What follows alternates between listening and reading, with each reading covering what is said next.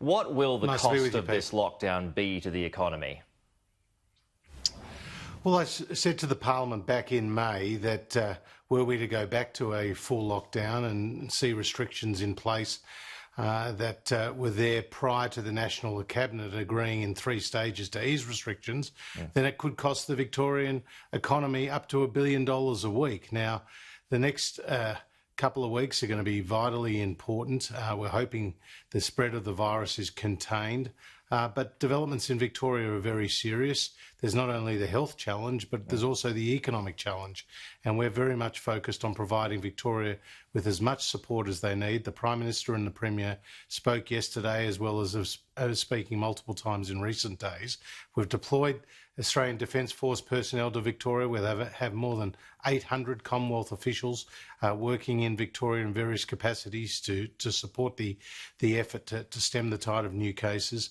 And so we'll continue to provide the financial and the physical support necessary. OK, well, you mentioned $1 billion a week to the Victorian economy. That's the cost over 6 weeks, $6 billion.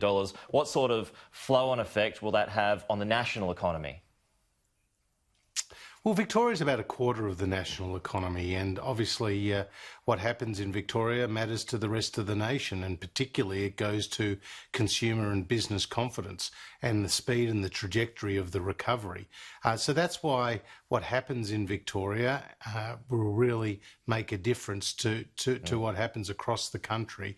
And Victoria's success in stemming the tide of new cases will be Australia's success. This is not a time for state of origin. This is a time for us all to work together. You've got an economic statement due in a couple of weeks. How much of that has to be redone now?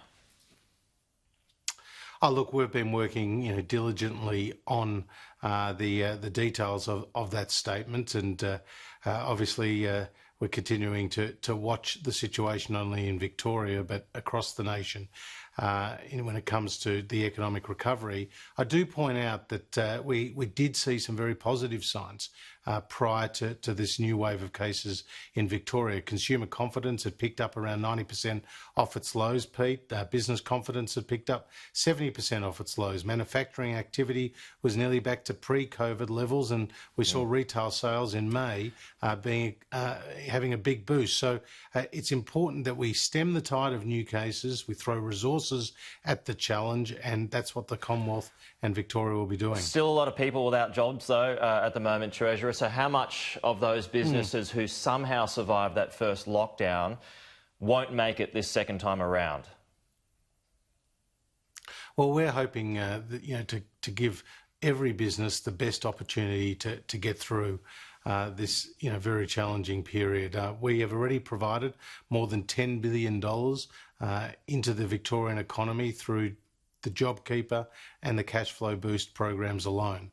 And that's providing necessary support at a time when these businesses and families need it most. The Prime Minister and I have both said there'll be another wave, another phase of support that will go to the people who need it. And we've also seen the announcement today from the banks and the prudential regulator that there'll be an extension for 4 months for the loan deferrals, and that's very welcome as well. OK, well, you brought up JobKeeper there. What sort of targeted support measures will be applied to Victorians beyond September? Well, Pete, again, we know that the 6-week lockdown announced by Daniel Andrews will take up to the end of August, and we know that JobKeeper and JobSeeker is legislated to the end of September. What we will do is continue to provide the support that is necessary for businesses and families right across the country, and the details of that next phase of support will be announced on the 23rd of July. So there will be targeted support measures specifically to Victorians beyond September? Well, we have said we'll provide targeted support to those who need it.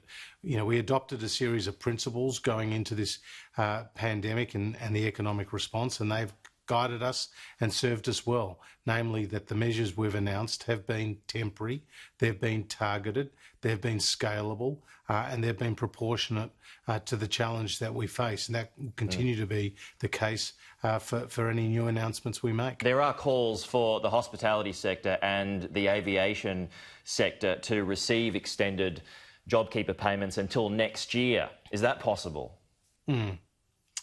Well, we're focused on sector and economy-wide support simultaneously. So as you know, we made an announcement of $250 million in support for the arts sector. We've made an announcement about the housing sector. We've made an announcement about aviation, the aviation sector, as well as tourism.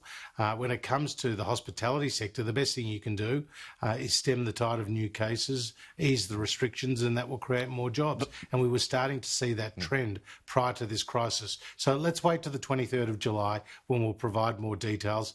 But we have to acknowledge that JobKeeper and JobSeeker are currently legislated to the end of September. But this has changed the game, hasn't it, for you? This has changed the game, this lockdown in Melbourne.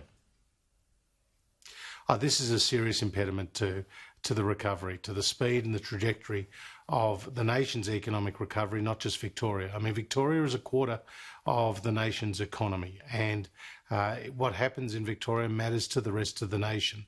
That's why this needs to be a full court press, not just from the Commonwealth Government and the Victorian Government, but indeed from all governments to support efforts in Victoria to ensure that we don't see a spread of new cases beyond what we've already seen, and indeed beyond the boundaries of Victoria into other states. And will the childcare subsidy scheme be reinstated for Victorians? Well, Daniel Tian is already making some announcements about the flexibility in relation to those childcare announcements, because again we recognise that with the recent developments in Victoria, some kids will not be able to go to childcare, and we want to ensure that those businesses remain sustainable and viable. And this will be possible, won't it? These changes, these schemes are possible to be reinstated in other states if for whatever reason they get shut down again, because remembering that is possible. Let's say there's an outbreak in New South Wales and the system needs to be shut down again. Can these schemes continue to be reinstated? Well, Pete, again, we'll continue to provide the support that is necessary for the public at this difficult time, as we have. I mean, we've announced $260 billion of economic support. That's more than 13% of GDP. It's been not just an economic boost, but it's also been a psychological boost for the nation. And what we've seen in Victoria with a spike in cases is not the first, and it will not be the last time we'll see new cases across Australia, and we have to be prepared for these challenges, and that's why our health response is going to be so critical. Did you think it was a bit rich? Few weeks Sorry, are going to be so vital. Did you think it was a bit rich for the Premier yesterday to kind of criticise the people of Victoria when it was the failings of a private security firm that may be blamed for this outbreak? Well, the Premier himself has admitted that mistakes have been made and that there's a judicial inquiry underway into those quarantine issues. But what I'm focused on is the future, not the past. Obviously, we don't want to see a repeat of those mistakes. But what we need to focus on is getting the health support to those people who need it, ensuring that we have effective quarantine measures, appropriate social distancing measures, and, of course, contact tracing and testing in large numbers, because that is how you can stem the tide of new cases. And you did mention the banks extending their support for another 4 months, Treasurer. Must be something of a relief. Well, we welcome this announcement by the banks and the prudential regulator. We have been working with both parties in recent weeks to see an extension of the relief and support to Australian families and businesses. The initial 6-month loan deferrals provided by the banks supported some $266 billion worth of loans. Some 800,000 customers were benefiting, and of those loans, around 60% were residential mortgages and the rest were commercial loans. So this extension for another 4 months is very welcome.